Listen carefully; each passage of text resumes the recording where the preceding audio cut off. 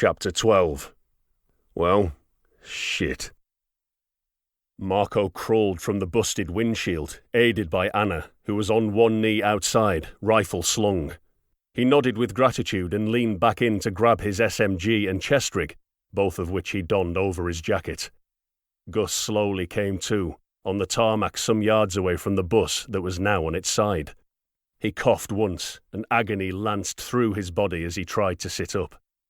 It felt like a cracked rib as he gingerly touched his flank, pointless as he was wearing body armour, and coughed again as hot pokers of pain stabbed him in the sides. He had road rash on his face, knees and one shoulder, from where he'd clearly skidded some way from the bus, but thankfully his hands were gloved so he could still touch things. Gus winced as he pulled a particularly large piece of gravel from his forehead. Or was it glass? Probably glass.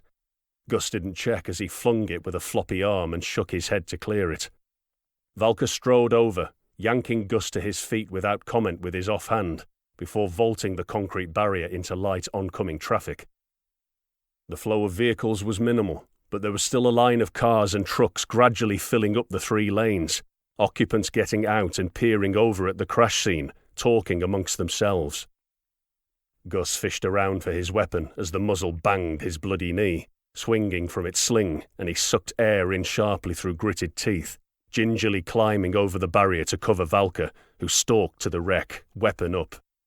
Valka gave a quick check of the smoking rope kid and moved past, to where the pilot had been thrown, straight across 3 lanes into the outer wall of the elevated highway.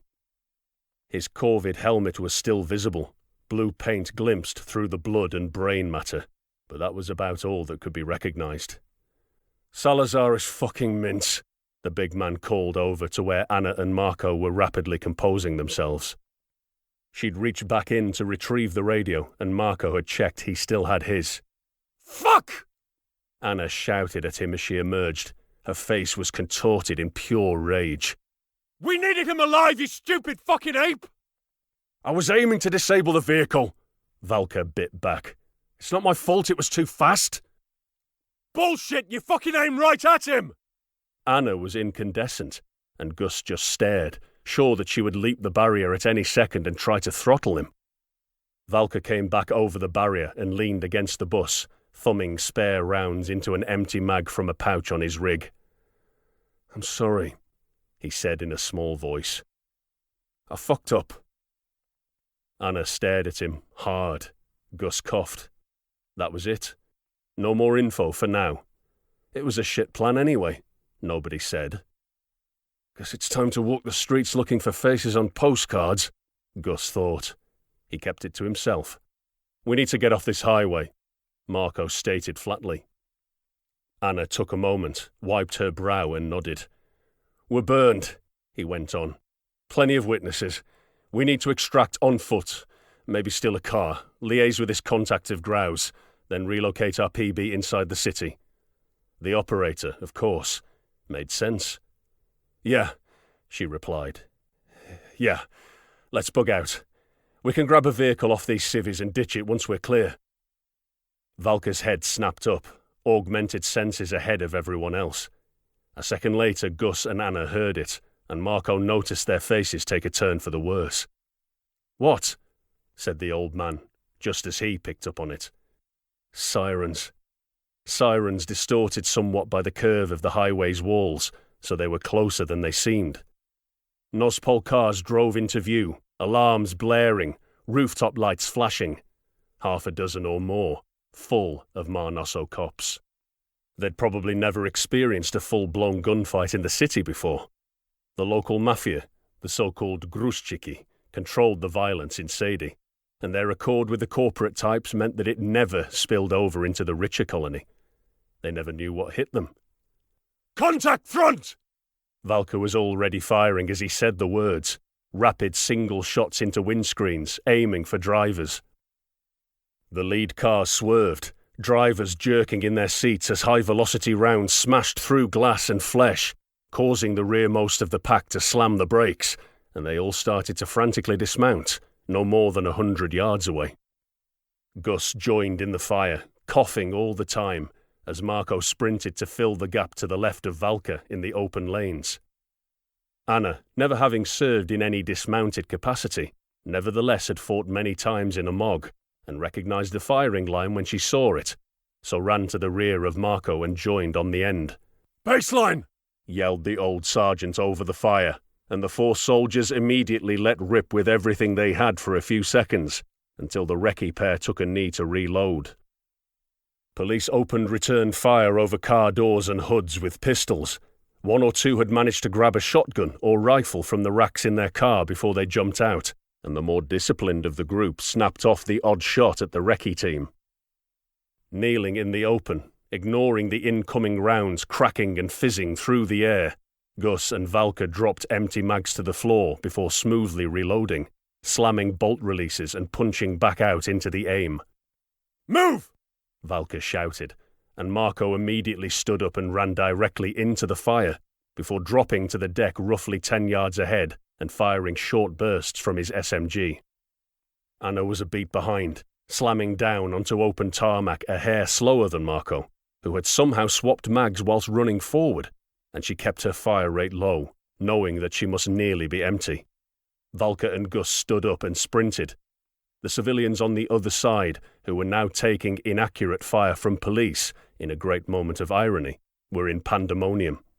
They all scrambled for their vehicles, trying to back up and manoeuvre in a complete panic, smashing into each other and causing more carnage in their frantic attempts to escape. 1 sporty Agrav tried to mount the central barrier, but the outboard nacelle got stuck and ejected the pilot in a slow parody of Salazar's fate, to bump painfully along the asphalt. Valka skidded into a kneeling position, sparks scraping from his augmented limb through a hole worn in the knee of his work clothes, as he immediately took up firing. Gus was in pain and didn't even bother kneeling as he kept the line, still managing to put well-aimed shots into car doors that, as the police were now discovering, were about as good at stopping rifle rounds as the glass was, and whatever plasticky bullshit their body armour was made of wasn't much better. A lot of screaming and yelling came from the police line as they fired wildly over their vehicles, and Team Pilgrim bounded like this until Anna and Marco came up level with the first car, now riddled with bullets from both directions. Upon approaching the vehicle, Marco dropped to the ground like a stone, and Anna had thought him shot for a moment, before she saw him firing from his side, tucked next to the steel wheel of a police car, firing under the vehicle itself. She slammed up against it and leaned around the side of the trunk, trading fire with a bunch of cops mobbed up behind the next line of cars, parked haphazardly no more than 10 yards back. 3 bursts of fire to her right, and 3 cops fell to the ground screaming, their feet and shins torn out by his 9mm rounds. 1 fell on his side, out of cover, and his eyes met Anna's for one wild-eyed moment, before she put an 8mm rifle round through his face. To their right, Valka and Gus moved past, no longer bounding, moving as a pair at a stalk, walking from the knees down, Gus over Valka's shoulder, using him as mobile cover and covering the flank. They both kept a punishing shot cadence as they closed on the second row of vehicles, and half the remaining police just broke in panic, leaving cover and running to the third and final row of dark blue-grey cruisers. Valka reached the second row on his lane of the fight, and kicked the car with such force it shunted sideways a foot, knocking the lone man remaining behind it onto his arse, to be dropped instantly by 3 rounds from Gus, the man's eyes closing in defeat as the top of his head bust open like a water balloon, and he flopped onto his back. Anna changed mag, and just had to drop the old one on the floor as Marco was moving again. She had to keep up, and rounded the rear of the first row, dashing to check the second vehicle. She saw the wide-eyed stare of the dead man she'd killed, and looked across as Marco put 2 rounds into the screaming uniforms next to him, ending 2 more lives as he moved up to the final row. The last cops just threw their weapons to the ground and put their hands up, to be immediately shot down by the recce men, staccato blasts ringing painfully in their ears. The final tinkle of brass on concrete ushered in a deafening silence, one only heard in the pregnant moments between battles, only broken by heavy breathing and the ticking of hot metal. "Clear this side," Valka said, causing Anna to jump. "Yep." Marco confirmed from his side. "Anybody hurt?" "Yeah, I fucking am," thought Gus, but he knew Marco meant gunshot wounds, so chimed in the negative with everybody else. Marco went on. "Police up these cars. Their rifles look the same caliber as ours. Re-bomb and get me an ammo state. I'll see if there's one that's not too shot up. We need to move, and fast." The old operator looked to Anna. He easily slipped into the role of squad leader as soon as the round started to fly, and he was making a show of deferring to her, now that it had calmed slightly. She nodded, amazed they weren't all dead. This wasn't anything like fighting with armor and hard shields. She had felt the air distortion from bullets flying past more than once in the last couple of minutes. This was horrible. Anna put all her effort into not shaking. "We stick with Marco's plan," she said, voice stronger than she felt. "Break contact, get the gear from our guy, relocate back when the heat dies down." Gus and Valka acknowledged. They were already stripping magazines from rifles and grabbing more from the weapon racks in the Nospol cars. Gus listened to a frantic back and forth on the car radios, calls for situation reports, details of a cordon being set up at both ends of the highway, though nothing was in yet. As much as he could tell, a couple of squad cars were just stopping civilian traffic for now, keeping their distance as they waited for backup. As long as they were quick, they should be fine to get off the highway, he told himself. Anna went to move to the rearmost car, the least likely to be shot to shit, and Marco stopped her with a calloused hand on her shoulder. "First scrap outside a mongoose. You did good." She nodded, then smiled. "So did you, old fella." He made a pained expression and moved with her as she went on. "Don't think I didn't notice you huffing and puffing back there. Been slacking on cardio, have we?" He held his hands up, no doubt experiencing the same curious elation felt by soldiers over the centuries after a gunfight. That weird feeling of dislocation and relief you can barely articulate and can't control. "Blowing out my arse, I was. It's the smoking. I'll cut down after this op is over, I promise." They both laughed at the morbidity. Nobody expected to come home from this one. "Yo, eyes to the east," Gus croaked, and the team stopped what they were doing. A lone vehicle, matte black like the VIP sedans, crawled around the curve of the highway, coming to a stop as soon as it had eyeballed the scene of the gunfight. It was an armoured personnel carrier, a squat, ugly thing with an open turret up top, the letters FSG stenciled in plain white across the front, below the armoured slats of the driver's vision blocks. A man popped out of the turret and swung his hard-mounted twin chain guns round to draw a bead on Pilgrim as the vehicle visibly rocked on its suspension. The cause of this rocking appeared as 4 Faber tack rigs expertly peeled from either side of the APC from assault hatches. The first 2 took a short bound away from the vehicle, covering the remaining pair as they trotted past, inhumanly so, and formed a baseline with the APC at the centre. Then, at some command none of Pilgrim could hear, the entire line of mercenaries and vehicle moved at once, edging forward. Valka rolled his shoulders and set himself like he was at a day at the range, opening up with rapid single shots towards the enemy. Marco took up position on the deck, tucking himself up as much as possible behind the area of heaviest protection the cop car provided, the engine block, and began laying down fire with a rifle he'd grabbed from a dead cop. Anna blinked in disbelief. "What are you doing? They have armor!" The recce men all stared at her blankly. They'd missed the meat of the fighting in Solo Nobre. Their idea of combat was running battles with corvids in alleyways and apartment blocks. They'd never witnessed leg warfare.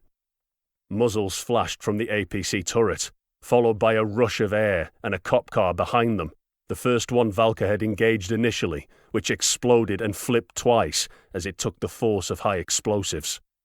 As one, the 4 tac suits opened up and the sound of overlapping LMGs created a deafening cacophony, as a literal wall of copper-jacketed rounds tore into the police cars, shredding tyres and blasting bodywork to pieces. The team were on the floor, utterly overwhelmed by this superior show of force as the armoured rigs kept stride, firing long, suppressing bursts into the cars. Fucking go! She grabbed Marco by the shoulder and shoved him back towards the van before following suit, low crawling away. Gus followed straight away, clapping Valka on the shoulder as he turned, and weaved back between the line of Nospol cars, clutching his side with one arm as he went. Only Valka hesitated, emitting a low growl at the Faber mercs, before turning and joining the retreat. Get to the other side! Anna issued orders as she crawled, barely heard over the din, suddenly totally in the zone, aware of what she was fighting, and oddly calm about it. They aren't Brigadors. They won't shoot at us if we can get amongst the civilians. They all clambered over the central barrier, trying to tie up line of sight as the Faber team slowly advanced. The two suits port side of the APC jumped the barrier and pushed the line left, whilst the armoured vehicle crushed its way through. The tack rigs to starboard kept formation and advanced. The gamble paid off, and the incoming fire slackened immediately. Multiple civilian vehicles still littered the highway just beyond the crash site, and the mercs could clearly see living people at the scene, frantically waving for help or trying in vain to move cars that were damaged in the ruckus. Run! Go! Anna ordered and broke into a flat sprint, followed by the rest of her team in loose formation, making sure to stay directly in front of the civvies. We're doing human shields now, Gus said through gritted teeth as he ran through the pain, one arm protectively against his side. You want to fucking die? Damn right we're doing human shields, Anna replied, not looking back. Behind them, the tack suits mounted up with unnerving speed, and the APC rose on its suspension, heavy-duty diesel engine roaring as it closed the distance. The team ran straight past the wrecked rope kid, Gus taking a quick look at the remains of Salazar as he did so, feeling nothing but anger at Valka for fucking the op. It doesn't matter now. Just roll with it. Survive, he thought. Any fallout would be dealt with later. For now, the larger problem of the death squad bearing down on them was rather more urgent. Pilgrim ignored the first line of vehicles. It went unsaid that these would be a buffer to slow the pursuing forces down. Instead, they kept going to the rearmost vehicle they could find, a family hatchback that had taken a whack from a larger luxury saloon in the panic, but otherwise looked okay. The luxury saloon, frustratingly, had buckled a wheel in the collision and was no good, so they went with a shittier option. The hatchback was still there because it had been shunted against the central barrier, and the bumper had crumpled up and under the car, lifting the front wheel up just enough to stop it moving, the family still cowering inside for safety. Get out! Get the fuck out! Anna practically screamed at the occupants as she ripped the door open, poking her rifle muzzle into the face of a terrified-looking woman in the passenger seat. She pulled the woman out and shoved her towards the central barrier, where she went without a sound, evidently in shock. Valka stopped at the front of the vehicle and pushed with all his might, shifting it enough so it dropped onto the deck, suspension bouncing with the motion. Gus rounded the car to the driver's side, opening the door and gesturing to the man at the wheel to get out with his rifle barrel, to which the man started to protest. Gus smashed him in the mouth with his rifle muzzle and dragged the man out, dumping him on the street to feel his broken teeth with a bloodied hand. Marco was at the rear of the vehicle, gently pulling the two children from the rear and making them sit down with their dad before the entire team mounted up. Gus driving, Anna commanding, Marco and Valka in the back, the cyborg struggling to fit in the little hatchback in his gear. Gus threw the car into reverse to clear the wreck of the luxury sedan, as the APC smashed something out of the way up ahead. Gus looked at Anna with wild eyes. She shared the same expression, and he dumped the clutch, launching the car backwards into a scrappy J-turn, scraping the outer highway wall before straightening up. As soon as they cleared the scene, the asphalt to their right detonated, throwing clumps of tarmac and reinforced concrete into the air, buffeting their vehicle in the explosion. Gus looked in his rearview mirror and saw the APC shunting its way through the last of the civvy cars, careful not to squash any people as the turret gunner tracked left and right, trying to keep up with the hatchback's erratic movement. Nobody tried firing out of the windows this time. There was no point. Instead, the members of Team Pilgrim held on for dear life as Gus tried everything in his power to avoid being blown up. "We'll be coming up on the Nospol roadblock," he said. "Then we're into oncoming traffic." Gus did not relish the task of repeating the same firefight they'd just conducted. His rib agreed with him, sending a shooting pain up his side, causing him to suck air through his teeth. "They'll put the nearest checkpoint at an off-ramp so they can redirect traffic. Standard shit we did 100 times back home supporting the cops. We'll punch through there, then we can lose these dickheads in the city," Anna said with certainty. Nobody tried to contradict her. It didn't take long to lose the APC around the gentle curve of the highway, and about a mile down, Marco did a cursory check over his shoulder, as though to make sure, before speaking. "Take off your rigs and slings. Stow everything in the footwells." He shucked out of his chest rig and pushed his weapon down between his feet. Valka began struggling out of his next to him. The task made more difficult because everyone else had a rig and weapon slung underneath a jacket for concealment purposes. "Why?" Gus said from the driver's seat, unable to do anything about his kit from his position. Anna took hers off and stowed it under her jacket in the passenger footwell, before reaching across and zipping up Gus's jacket for him.